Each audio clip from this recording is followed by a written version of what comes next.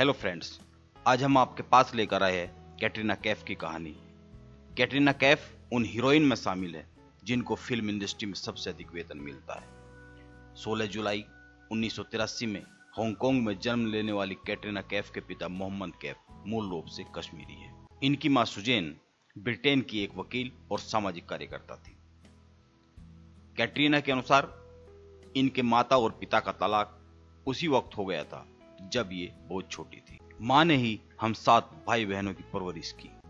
कैटरीना के परिवार में उनके अलावा 3 बड़ी बहन और 3 छोटी बहन और एक बड़ा भाई माइकल है। कैटरीना ने एक इंटरव्यू में बताया था कि जब मैं दोस्तों को उनके माता पिता के साथ देखती थी तो सोचती थी कि काश मैं भी इनमें से एक होती।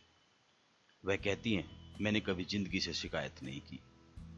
उन चीजों पर ध्यान दिया जो मेरे पास है, बजाय उनके जो नहीं है।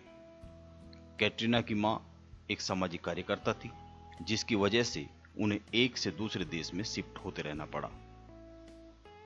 इस वजह से कैटरीना चीन, जापान, फ्रांस और स्विट्जरलैंड में रह चुकी है, लेकिन बहुत से देशों में रहने के बाद वो वापस लंदन शिफ्ट हो गई और उसके 3 साल बाद वो भारत आ गई। बार बार देश बदलने की वजह से ही कैटरीना और उसके भाई बहन को शुरुआती शिक्षा घर पर ही हुई।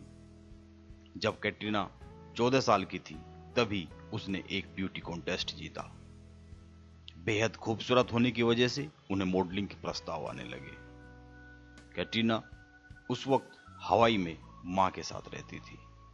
सबसे पहले उसे एक ज्वेलरी कंपनी की ओर से काम मिला। इसके बाद जब लंदन शिफ्ट हुई तो उसने मॉडलिंग को ही करियर के तौर पर चुन लिया। एक बार उनकी मुलाकात लंदन बेस्ड फिल्मकार कैजाद से हुई। उन्होंने फिल्म बूम में एक रोल ऑफर किया, जिसे कैटरीना ने स्वीकार कर लिया। हालांकि एक सुपर फ्लॉप साबित हुई यह फिल्म। कैटरीना ने हार नहीं मानी और मॉडलिंग करती रही। कैटरीना के सामने एक और दिक्कत आई, उनकी हिंदी का अच्छा नहीं होना।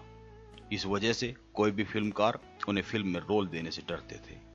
कैटरीना ने एक तेलुगु फिल्म की, जिसके लिए पैसा तो अच्छा मिला और फिल्म भी कामयाब हो गई, लेकिन कैटरीना को किसी ने नोटिस नहीं किया। मीडिया में भी कैटरीना को कमजोर और भावहीन अभिनय का तमगा दे दिया गया।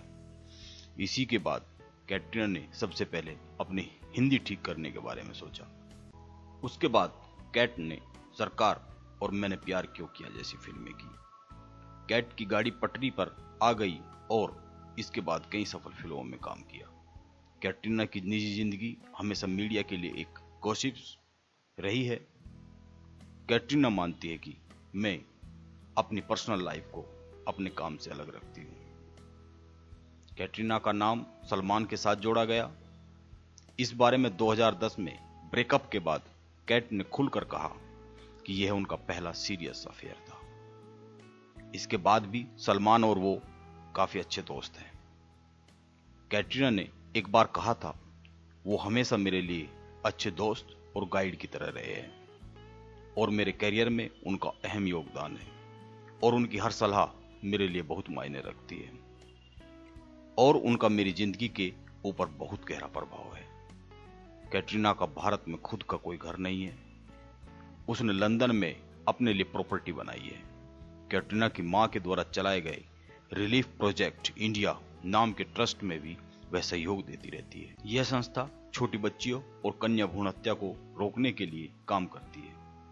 हॉलीवुड, बॉलीवुड और देश विदेश की महान हस्तियों के बारे में जानकारी के लिए YRY18 चैनल को जरूर सब्सक्राइब करें। बहुत बहुत धन्यवाद।